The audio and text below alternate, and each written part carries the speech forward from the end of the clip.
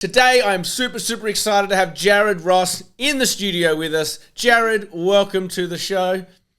Thanks for having me, Brett. Good to be here. Amazing. All the way from New Zealand. So, why are you on this podcast today? Very clear, very succinct. Launch 2026 was a massive success, right? We went around the country. We went to Perth and Brisbane, Sydney, Melbourne. Feedback was great. I think we were sat in front of 500 plus recruiters, and we wanted to make sure that there was one more event, one more opportunity for any recruiter anywhere in the world, but really it's going to be people in New Zealand who couldn't make it across the ditch, or it's going to be for anyone in regional Australia who maybe couldn't get to a capital city, or maybe this is for people who heard this show was great and didn't realize it was on and really wanted to see one final show. This is the last time we'll do this content, and then we're off to a whole new regime.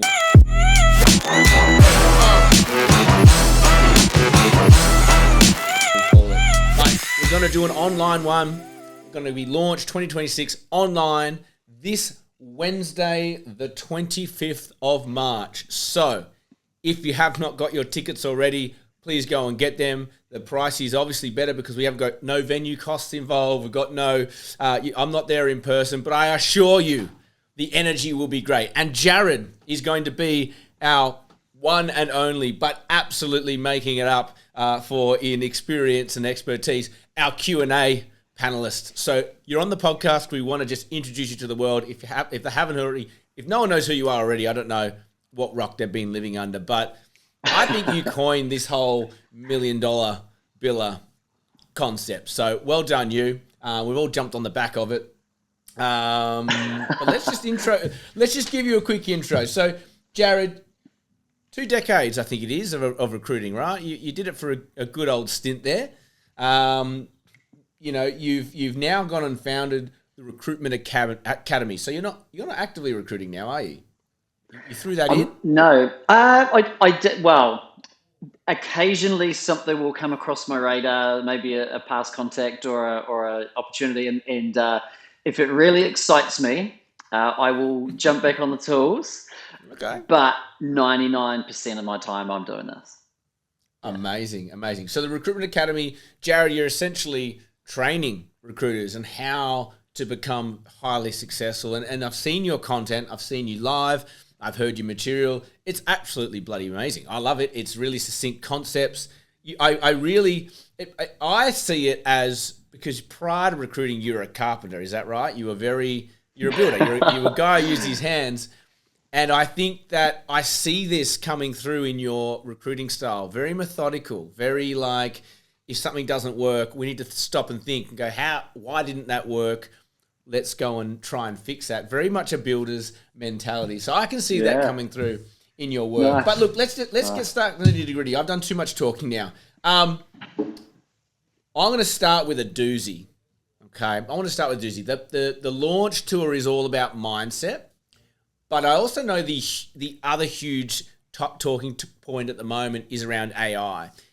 Is it a case of mindset versus AI in terms of what's going to really move the needle for a recruiter? Is it a combination?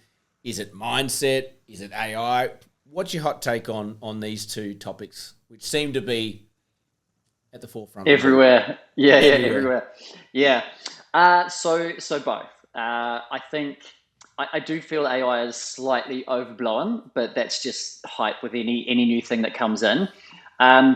So if I separate those two things out, right, starting with AI. So my personal take on it and what I'm doing myself, I've been looking into it for a number of years now.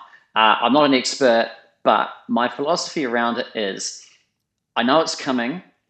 I know it's not going anywhere.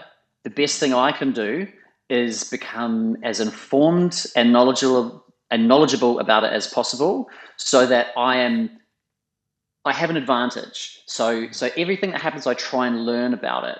I use it every day. It's great, but I know what to not use it for. I'm building agents now. They're working, funnily enough. So yeah, I do see it as a critical part. I don't think it's going anywhere, but I do think that the mindset part, if you don't have that, it doesn't matter how much AI you have. and even all the other skills of recruitment, if you don't have the right mindset, you're not going to be able to use the tools at your disposal properly because you're just not going to be able to think clearly. So it all starts with mindset. And now, probably more than ever, I'm really boosting my knowledge and my involvement in mindset because I think, it's been a tough couple of years. There's a lot going on. It's very polarized at the moment. You need to keep your head straight. So, yeah, if I had to pick one, it would be mindset.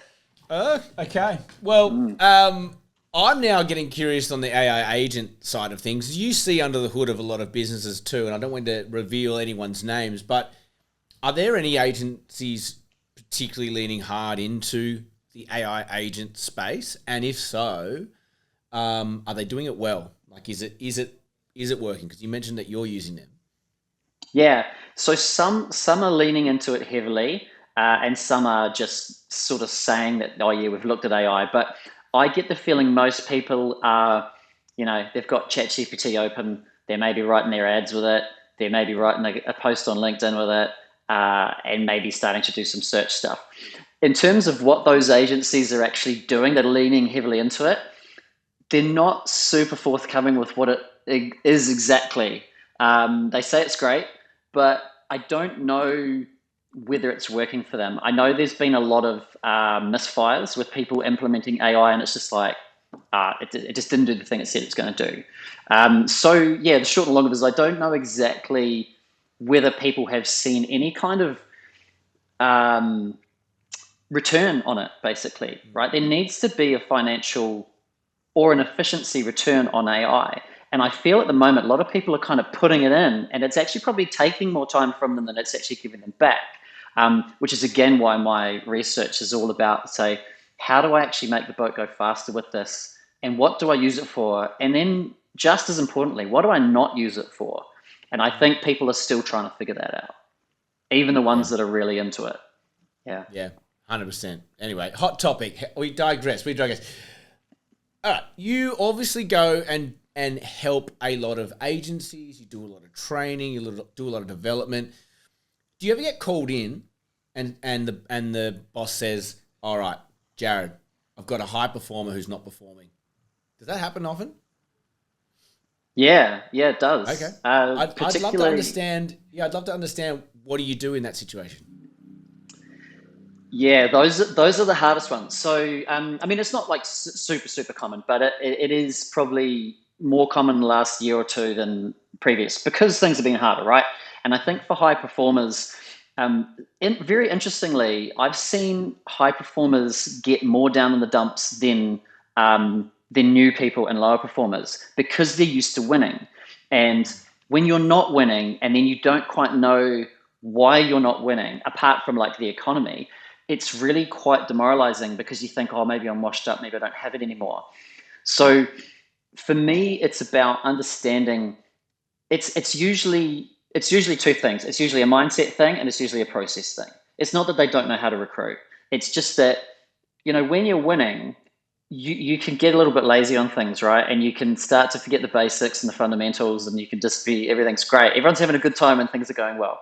But when things are not going well, that's when the real test becomes. So for me, it's understanding where's their head at the moment, and what are they actually doing, like as a process, like what's their end-to-end process. And then the third thing probably to chuck in there is you've got to manage the personality because, high performers don't like being told what to do.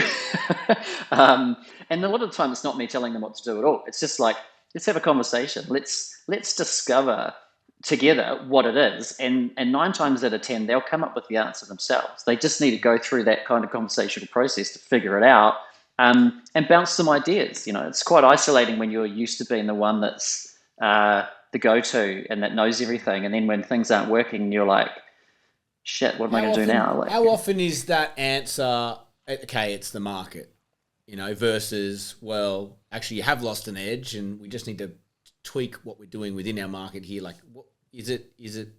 It's always the market. It's always the market. Yeah, it's always the market. Oh no, not really. Like some people are, some big billers are really humble, and I love those ones. Right, like the ego the ego has been through its cycle, and they know that that's not what they need anymore.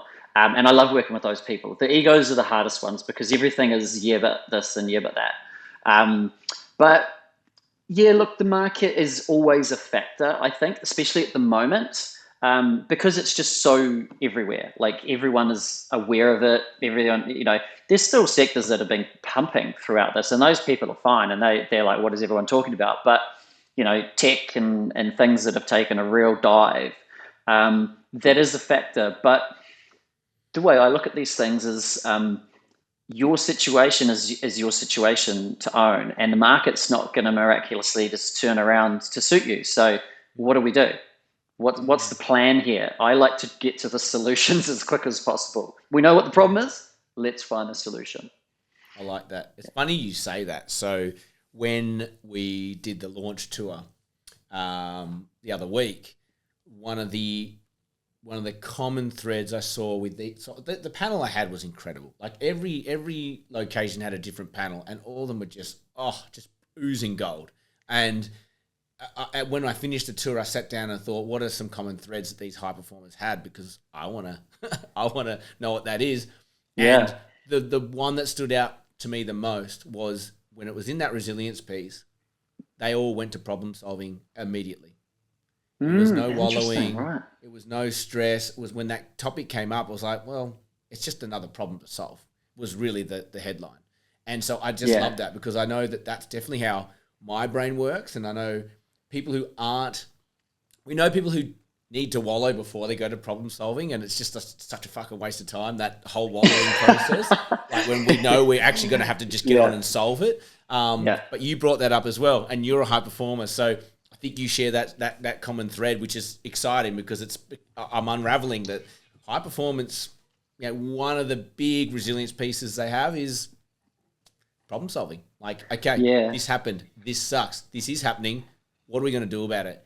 And that's that whole anti-ego piece too, right? Like you've got to put the ego at the door when you're problem solving, because you might have caused it, or or deal fell over, or your market sucks. Like, this is your ego not performing. So interesting. I'll pick you up on that. So, okay, interesting. So when you talk about the market, are you talking specifically just New Zealand? But you cover Australia as well, don't you? Yes, I do. Yeah, a lot of focus on Australia, particularly because New Zealand is pretty tough at the moment. But both. So New Zealand's been hammered. Australia is like lots of people I speak to find it really hard as well. So I think both markets have had a hard time. So yes, covering both. I asked that because you talk about the markets getting hammered, and I just want people to get some context of what you're referring to. Last year, when I looked at every trainer's material, what was the hot topic? 2025, 2024, those 2 years, 25, 24, was all about coming out of COVID, that boom time. And then it was all, the flavor of the years was BD. I've got young recruiters who have never done it before. It's, the sophistication of BD's, different to what it was with all these tech tools we've got, and you got to have an online brand, all this stuff. That was the flavor. Is that still 2026? Is the flavor still business development if the markets are tough, or is there another trend emerging that companies are yearning for or need a bit of your advice and assistance on? Yeah, there is. It's interesting. You're right. BD was literally like 100% of what I got asked for the last 2 years. Now things are starting to, BD will always be a thing. It's always going to be in there. But now things are starting to move to process, which is interesting because, people are starting to get more business now and things are picking up. They're getting excited. They're getting more jobs on. But what business owners and leaders are noticing is that the process part of recruitment has been neglected for the last 2 years. And so, because it was all about try and get business, right? But with recruitment, it's not just about winning the job, it's about actually filling the job. And there's a whole lot of stuff that comes after that sales process that people have, some of them are great, but some people have kind of forgotten that, and or maybe they didn't even know it in the first place. So yeah, I think a lot of the focus I'll see from here on in, and that I'm doing currently, is around what does a good recruitment process look like? How do we increase the ROI? How do we keep the consistency going? How do we keep the candidates interested? Because that's another thing that's starting to emerge, is that candidate control piece as well. Because there's still talent shortages everywhere, even though employment's high. So it's a really interesting market. But process and candidate control would definitely be the two. It definitely makes sense. Yeah. Definitely makes sense. And actually did a podcast episode the other day, conversation I was having with somebody, and they had a candidate who had 3 offers. And I was like, oh, you're in a red hot market. How good's that? Like, they were excited and I'm going to make a deal. Awesome. Clap them. Well done. I said, what are you doing with the other 2 jobs? What do you mean the other 2 jobs? The other 2 jobs. The candidate can only take one of those jobs. And she's like, I don't know. And I'm like, what's your next brief? And she goes, I got this other brief today. I'm going to work on that. I go, why that one? What do you mean? I'm like, what these 2? Like, you've got, and I did this. It's just that 101 stuff, right? Like, you go, when you're in a boom market, how do you capitalize off the back of that? It's easy money there, right? Because you've got not just the brief coming in from the client trying to sell the role to the candidate. You've actually the candidate going into those meetings and going, that's a great leader. Hey, that was a really dud meeting, or this is what it looked like. This is what it sounded like. And you get this 3-dimensional job brief. I reckon those job briefs are 20 times more powerful than the new brief you got from down the road with a new client and a new spec, So it's that stuff, right? Yeah, and you're closer to the finish line there too. Like you're in the process, right? And it's real. It's there. Exactly. That's a lot about prioritization. I think with people is, again, I think that's something people kind of don't focus on as much as they probably need to. Is how to prioritize, how to identify priorities, why they are the priorities, and then what's my process for managing these priorities. And that's what you just mentioned is a great example of that. I think, so it makes sense that process is the thing, right? Because coming out and we're starting to get better markets, it's this stuff. So I love it. That's actually really interesting to know. So launch, for anyone who is not tired of me talking about it, because this is the last one. I'm so passionate about this topic, right? The mindset of $1 million biller. And it actually, I was saying to Jarrod, it all sparked a conversation I had with you at TalentX last year. I said, do you know what would be really cool?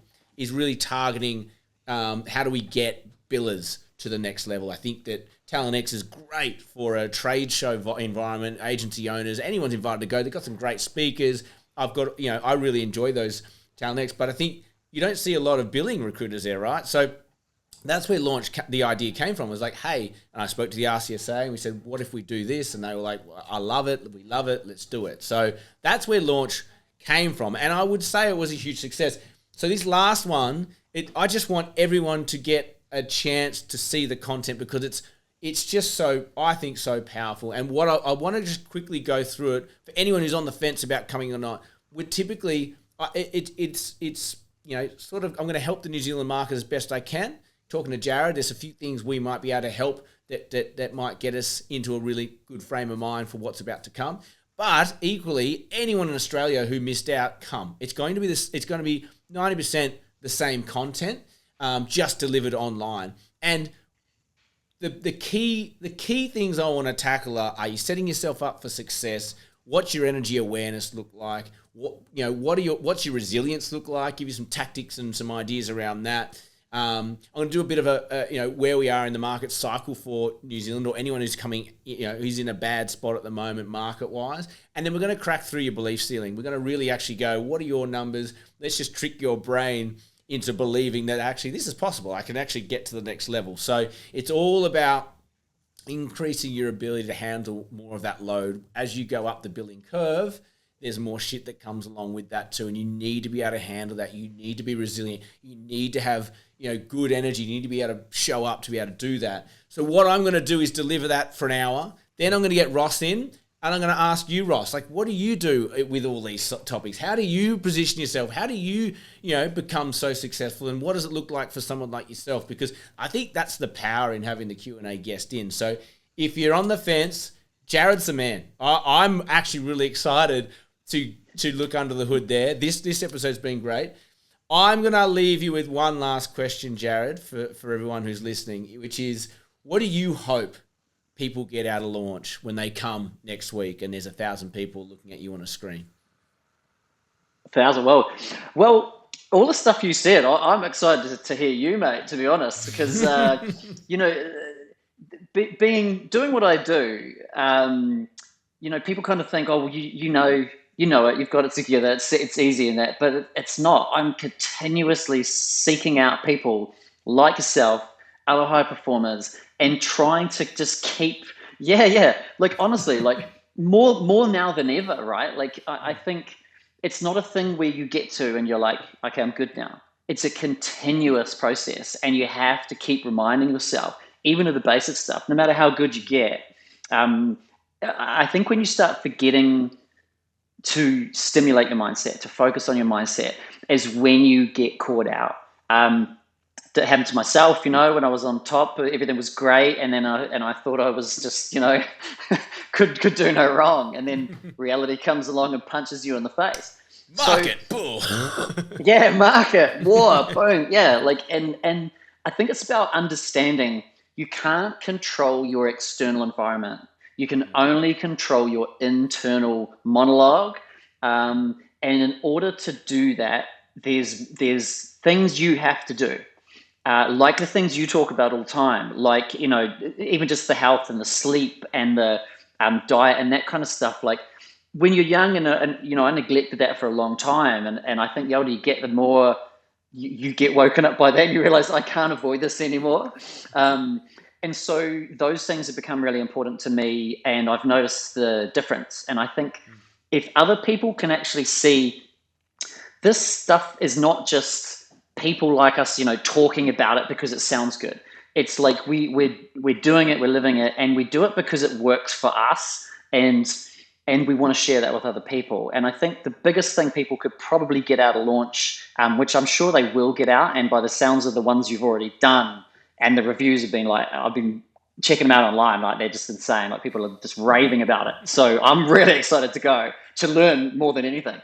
But if they can not just hear it, but if they can actually believe it and realize that you're in the driver's seat, you have the control, and you can do this with the right tools and with the right mindset.